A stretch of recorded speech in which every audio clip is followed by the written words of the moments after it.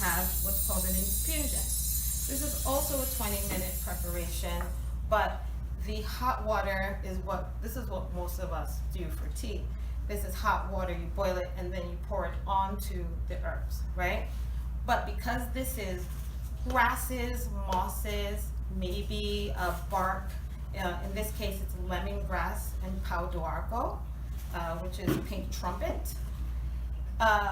You're gonna put it in, you're gonna boil the water and you're gonna pour it over the herbs and let it steep for 20 minutes.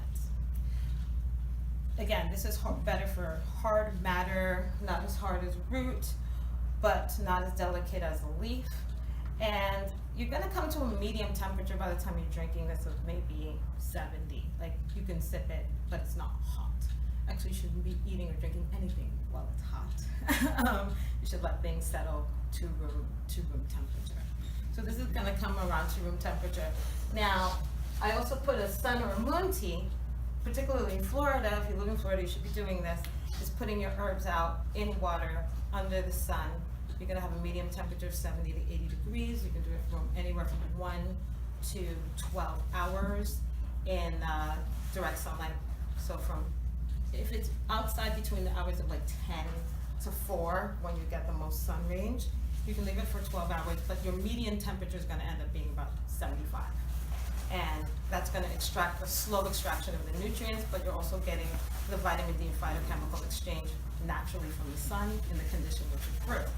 You can do it under the full moon where you have full light, the same thing. You're gonna get the water. In the case of moon tea, you're actually synthesizing the water. The water is molecularizing and moving around the plant matter. Whereas in sun tea, it's the plant that is extracting out into the water. So you kind of get the same result, but by moving different energetics. That'll all fall into a long steep, which is an infusion. So we have pau d'arco, which is the bark of the pink trumpet tree. Its technical name, it's a scientific botanical name, let me see if I wrote this right, is Tabuia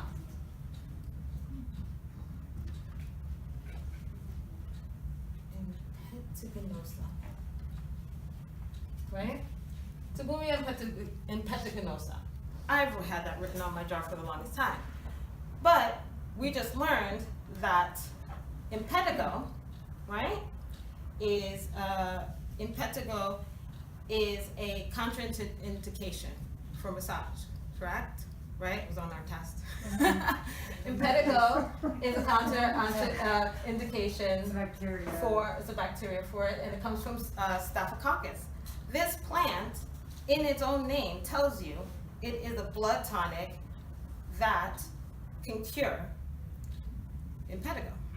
Wow, that's cool. So, if you're a massage therapist, and you can already start to cure people based on the tea blend that you have them, or put it into your massage oil, you already can be passively clearing the Staphylococcus, however you say that, Staphylococcus infection in your patient.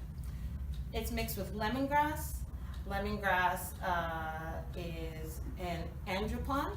That's the scientific name, Andropon citratus. Andropon responds to the androgens, which help in sex hormone production and modulation, right? So this is going to be for the pau d'arco is going to be for your blood tonic, detoxificant, adaptogen, acne, so skin conditions. The lemongrass is going to be indigestion, anxiety, body odor, back pain, diuretic, and a sedative. So if your patient already had a cup of this before they go in for their massage, or even after, it's going to enhance the action of your massage. So simple things like these both grow here. I harvested my lemongrass from my backyard. So again, it doesn't have to be pricey or crazy to do that.